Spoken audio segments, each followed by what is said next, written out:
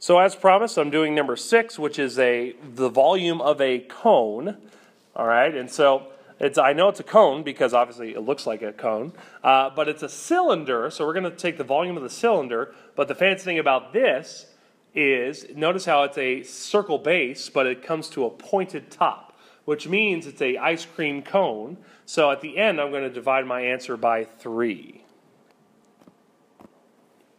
All right, so when I do this, let's find the base shape is a circle, and to find the area of a circle, it's pi r squared, right? They give us the radius, which is 3, perfect. Okay, so 3 squared. So 3 squared is 9. So I have 9 pi as my area of the circle.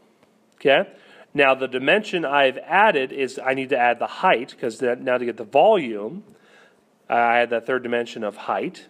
Okay, so it's going to be 9 pi times the height. And remember, because it's a cone, I need to divide my answer by 3. All right, but I've noticed an issue. They gave me the slant height of the cone. They didn't give me the actual height of the cone, which is right here in the middle. Because remember, the height of the cone always goes through the center of either the square or the rectangle or the circle. Okay, but whenever I do that, I always create a right triangle. Okay, so if I know that the hypotenuse is 11 and one of the legs is 3, can't I find out what the height is by using Pythagorean theorem? Yes, I can. Here we go. 3 squared plus the height squared equals 11 squared. 3 squared is 9. 8 squared stays 8 squared. 11 squared is 132. No, excuse me, 121. 121, sorry. So 121. And then we subtract 9. Subtract 9.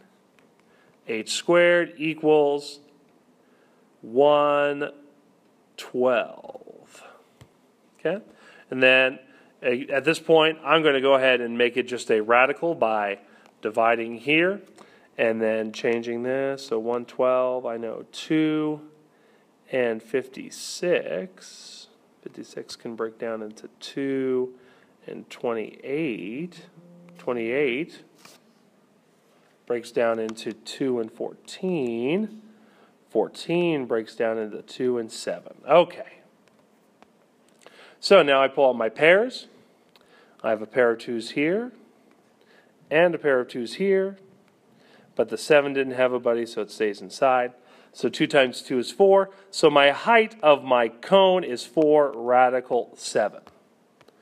Cool. So now I come back up here, and I multiply that in with 9 pi, which I got earlier. So 9 pi times 4 radical 7 all over 3. Okay. Let's go ahead and multiply up top here. So 9 times 4 is 36. So 36 radical 7 and pi all over 3. All right. And now at this point, what I can do is I can reduce the 36 and the 3, which I know that's going to be 1 and 12. Okay, so 12 radical 7 pi would be my volume if I didn't make any decimals and I left them all alone. So 12 radical 7 pi millimeters cubed. Okay, but let's go ahead and say I wanted a decimal here if you did it all the number crunching. So let's see, 12 times radical 7 times pi, which is 3.14159. Okay, I have an answer of 99.74 millimeters cubed, which would be the volume if you were to calculate all those things together. Okay, so there you go. There you have it. How you find the volume of a cone. You got to have the actual height, so that's why I do the Pythagorean theorem. But I always start off by finding the area of the base shape, then multiplying in that last dimension.